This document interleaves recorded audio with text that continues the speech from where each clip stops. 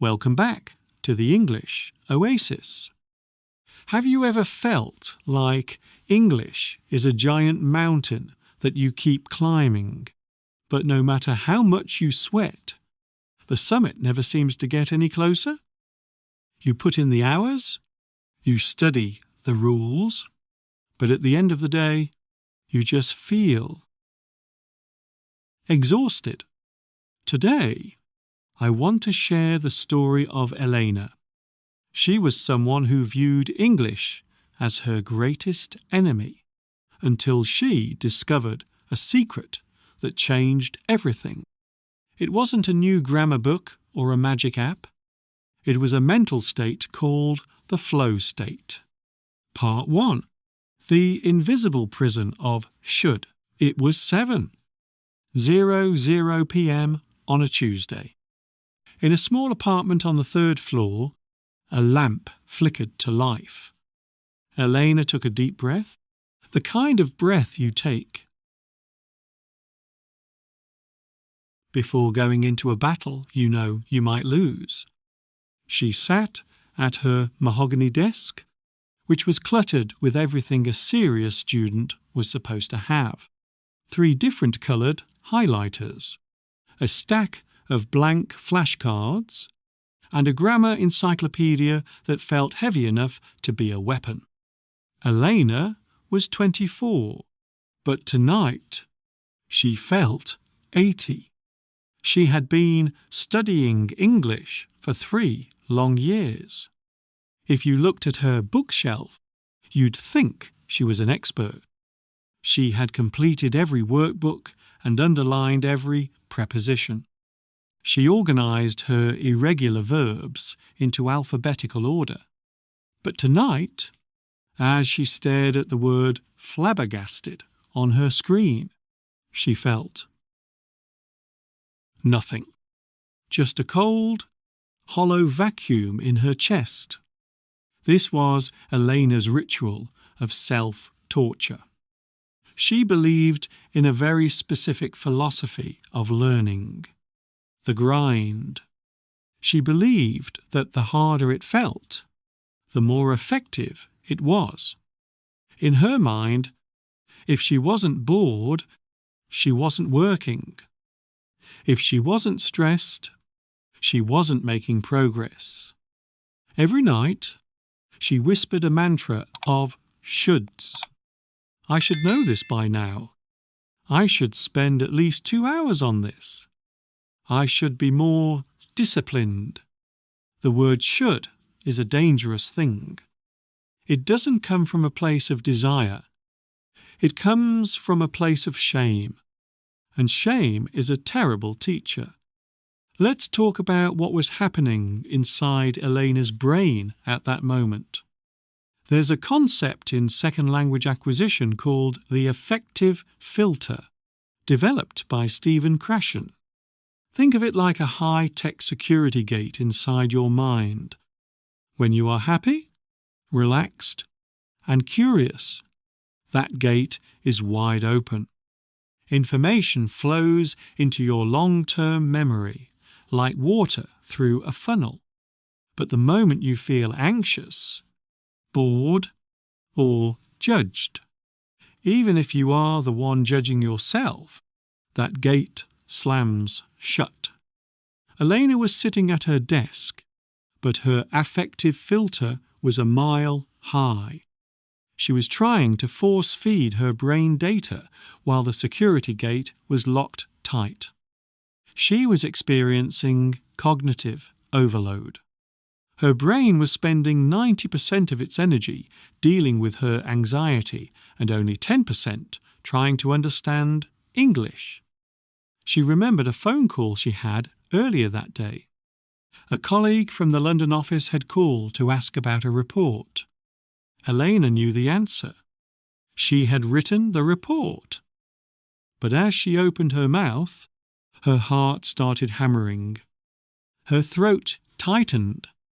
The words, simple words she had seen 1,000 times, vanished into thin air. She had stammered, apologized, and hung up feeling like a total fraud.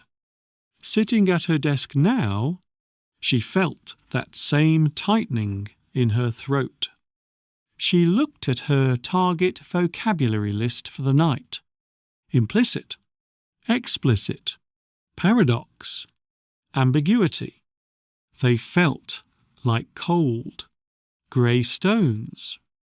She tried to write a sentence using paradox, but her mind kept drifting to the kitchen. She thought about the sourdough starter she had bubbling on the counter. She thought about the smell of cinnamon. She realized, with a sudden pang of guilt, that she felt more alive thinking about flour than she did thinking about her future career. She felt like she was living a double life. There was Study Elena, the one who was trying to be enough.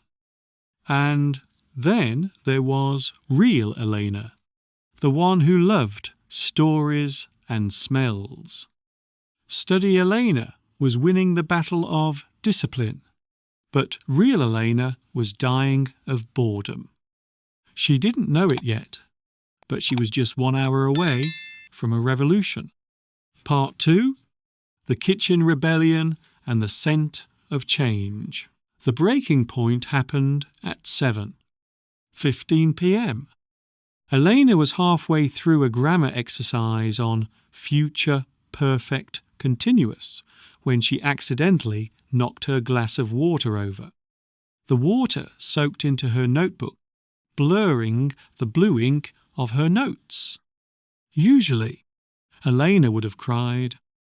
She would have seen it as a sign of her own incompetence.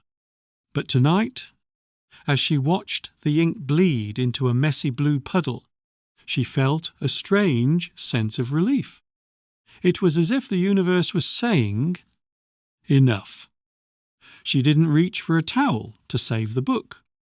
She stood up, walked out of the room, and closed the door on Study Elena. She walked into the kitchen. The air felt different here. It smelled of yeast and old wood. She decided she wasn't going to study tonight. She was going to do the hardest thing she knew how to do: bake a beef Wellington. It was a dish that required 3 hours of focus, delicate pastry work, and perfect timing. Usually, when Elena cooked something new, she used a local app, but tonight she felt rebellious. She grabbed her tablet and went to YouTube. She searched for Beef Wellington Original Recipe. She found a video by a world-famous British chef.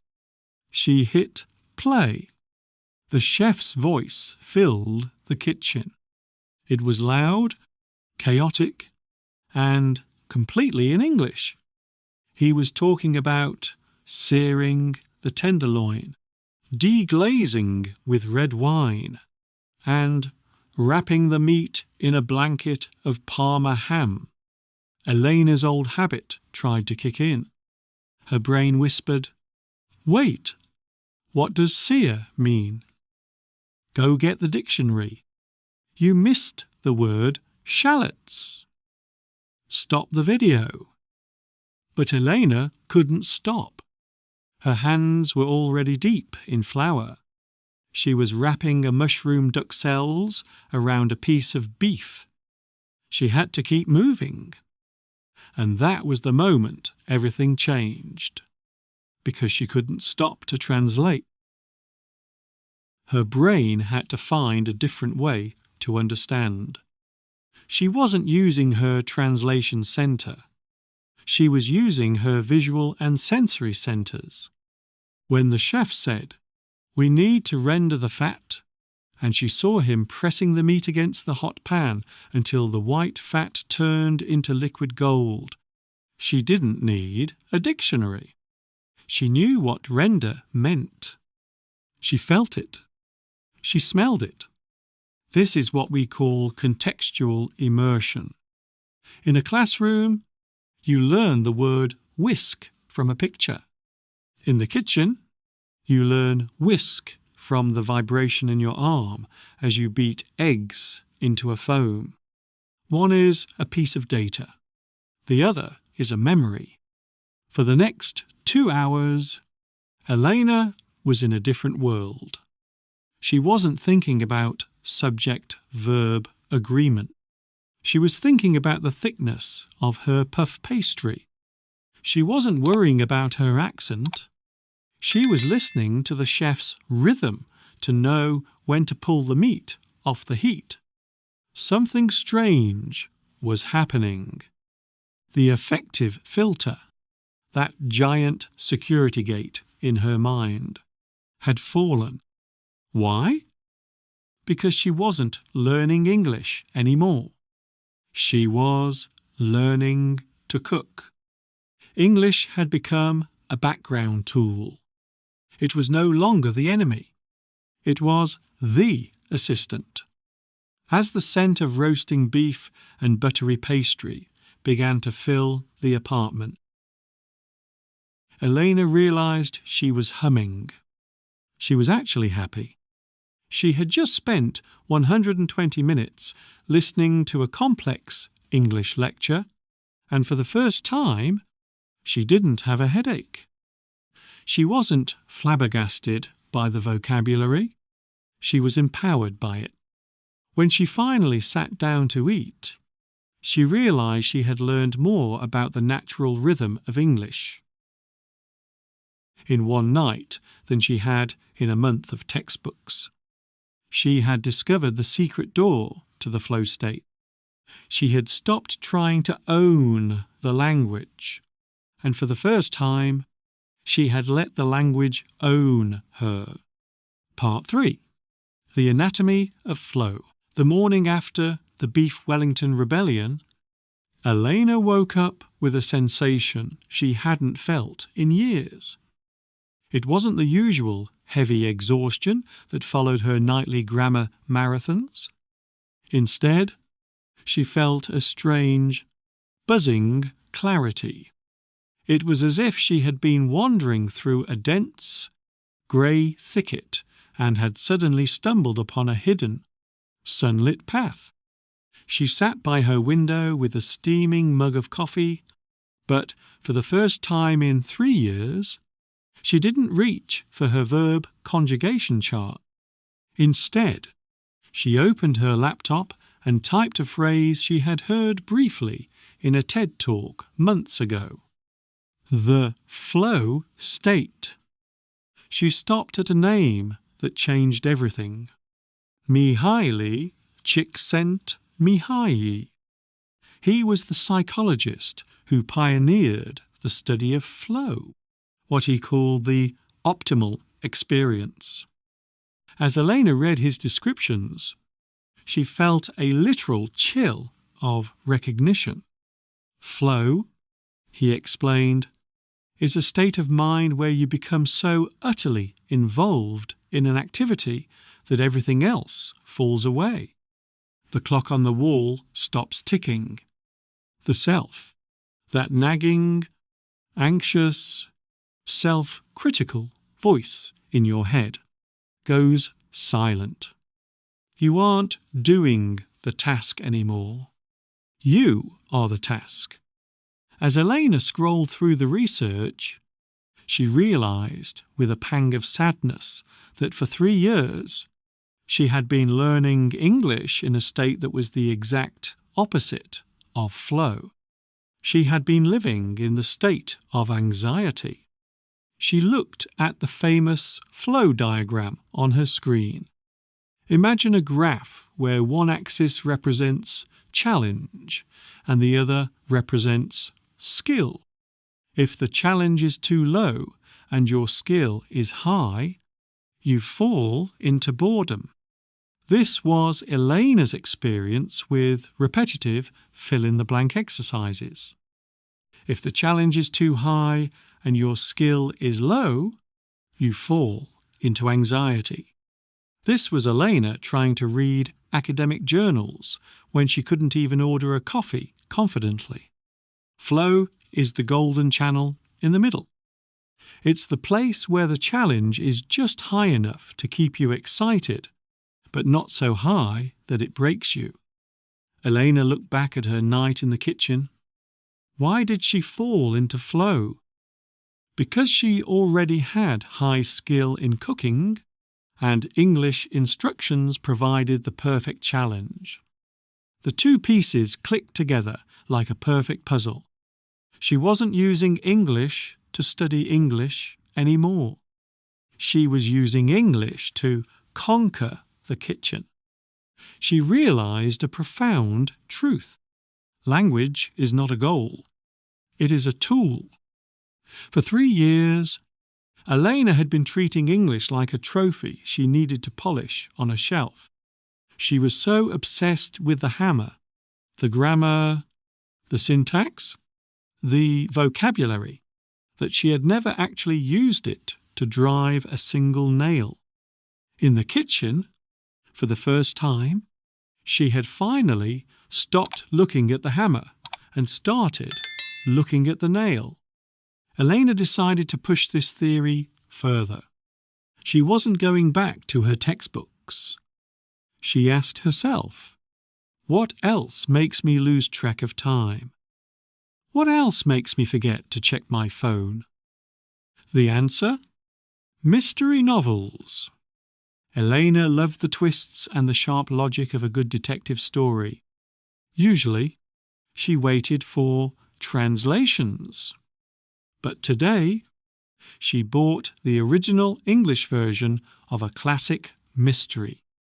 When the book arrived, her old fear, the Study Elena voice, screamed at her.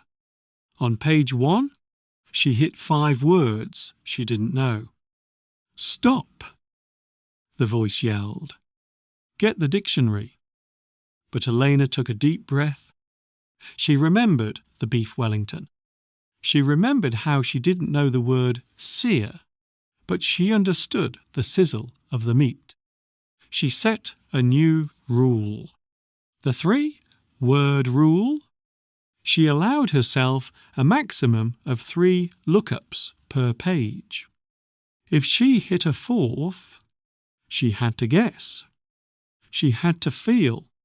She had to chase the flow of the story.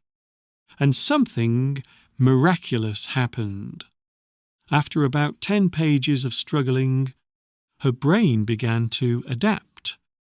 She realized she didn't need to know what a floorboard was to understand that someone was creeping through the darkness. She didn't need peculiar to know the butler was acting suspicious. She was learning a vital skill called tolerating ambiguity. This is the secret weapon of every successful polyglot. Instead of individual trees, she began to see the forest. Her brain was no longer wasting 90% of its energy on anxiety. It was using 100% of its power to solve the mystery. That night, Elena read 30 pages straight. She stayed up until 1:00 a.m. reading English, not because she had to study, but because she ached to know who the killer was. English had transformed from a chain into a lens that allowed her to peer into a world of mystery and magic. As she clicked off her e-reader, Elena smiled. She realized that the flow state wasn't just helping her learn faster, it was healing the toxic relationship she had with the language. She was no longer a prisoner. She was a detective searching for the truth, and English was her most trusted partner. She wasn't just learning a language, she was finally, for the first time, living in it. Part 4. The silent transformation. There is a phenomenon in language learning that researchers call the silent period. It's that stage where you are absorbing everything, but you aren't quite ready to speak yet. For Elena, The 4th month was exactly that, a period of quiet shifts. While she wasn't sitting at her desk memorizing clauses, her brain was secretly rebuilding itself from the ground up. Her room no longer looked like a prison cell. The dictionaries were moved to the bottom shelf. In their place were half-finished mystery novels and a notebook titled Curiosity Journal. Elena began to notice the first cracks in her old reality during her morning commute. She was listening to a podcast, an interview with an architect she admired. Suddenly, she realized she hadn't translated a single word in her head for over 10 minutes. She was just listening. She could feel the architect's passion for sustainable wood. In the past, Elena would have panicked if she missed a word like joist. She would have paused the audio and lost the flow. But now, she just let words wash over her. She was no longer afraid of the gaps in her knowledge. She understood that meaning is more important than definition. This is the power of implicit learning. When you learn through flow, you aren't just memorizing data. You are building a pattern recognition machine. Your brain is designed to find patterns. It doesn't need to be told the rules of a game to understand how to play if it watches long enough. Elena had given her brain thousands of data points of natural English. Her subconscious was now connecting those dots, building a map of the language that Study Elena could never have designed. The true test came during a multiplayer online game. Elena had started playing an open-world game to practice her flow. Usually, she kept her microphone off and stayed in the chat-only section, typing short, safe sentences. She was terrified that if she spoke, the other players would hear her accent and realize she wasn't perfect. But that night, her team was in trouble. They were trapped in a virtual dungeon, and the clock was ticking. The team leader was confused, heading toward a trap. Elena knew the way out from a walkthrough video. For a second, the old "Should Elena" whispered, "Don't speak. Your grammar is messy." But the flow of the game was too strong. Her desire to save the team was greater. She reached out, clicked the talk button, and shouted, "Stop! Don't go left. The bridge is a trap. We must climb the wall on the right side. Fast." Silence followed. For a heartbeat, Elena's stomach dropped. She thought, "I said on the right side instead of to the right. They're going to laugh." But nobody laughed. Instead, a voice crackled through her headset. "Got it. Everyone, follow Elena. Let's move." They survived the mission. As the victory screen flashed, Elena sat back. She realized she hadn't translated her thoughts. The English had simply erupted from her.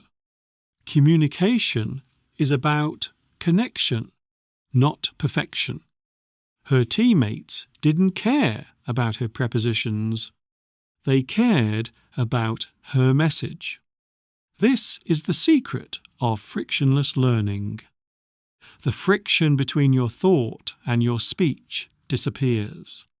You stop being a translator and start being a speaker. Elena began to see this ripple effect everywhere. At work, she stopped staring at the screen for 30 minutes. She just wrote. She let the words flow out, trusting the patterns her brain had absorbed. Her boss even commented, "Elena, your emails sound much more natural lately." Elena just smiled. "No," she thought. "I just stopped trying so hard." She was learning that successful people are the ones who can handle ambiguity. By trusting the flow state, Elena had moved from the classroom of fear into the playground of life.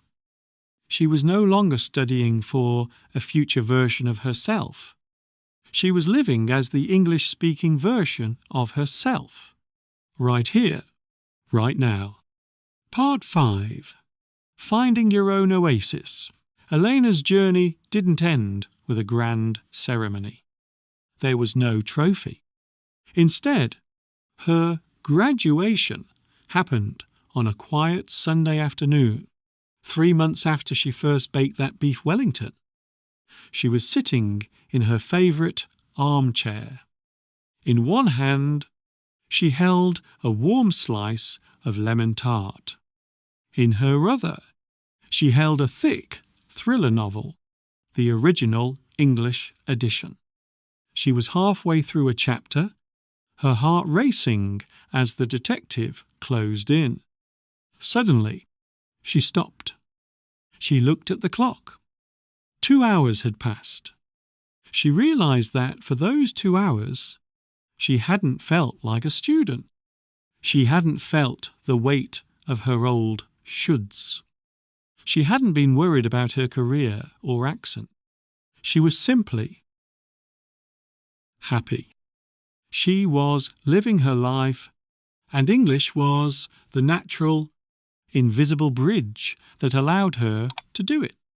The grey stone wall had completely vanished. In its place was a vast, open landscape of possibility.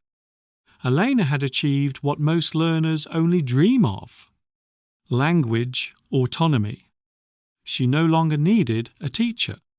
She no longer needed a textbook to tell her if she was correct. She had built her own oasis, a place where learning was not a chore, but a reward. Why does this work? Why does the flow state succeed where traditional discipline fails? The answer lies in the difference between extrinsic and intrinsic motivation. For 3 years, Elena was driven by extrinsic factors. She studied because she had to. But fear is a short-term fuel. When her motivation became intrinsic, she learned because of curiosity. Curiosity is an infinite fuel. It doesn't require willpower because the activity itself provides the energy to keep going. So, how do you find your own flow? It starts with a radical act of honesty. You have to stop asking, "What should I study?" and start asking, "What do I actually love?" Many are taught that learning must be painful to be effective. We are taught that if we aren't struggling, we aren't serious students. But joy is a strategy. Curiosity is a shortcut. Think about what makes you lose track of time. Whatever that thing is, that is your oasis. That is where your English should live. Don't wait until you are fluent to start enjoying your life in English. If you wait for perfection, you will wait forever. The secret is to start living now. Start living in English now with all your mistakes and gaps. If you like video games, play them in English. If you like knitting, watch English-speaking knitters on YouTube. At first, your affective filter might try to rise. Your internal study Elena might whisper that you are wasting time.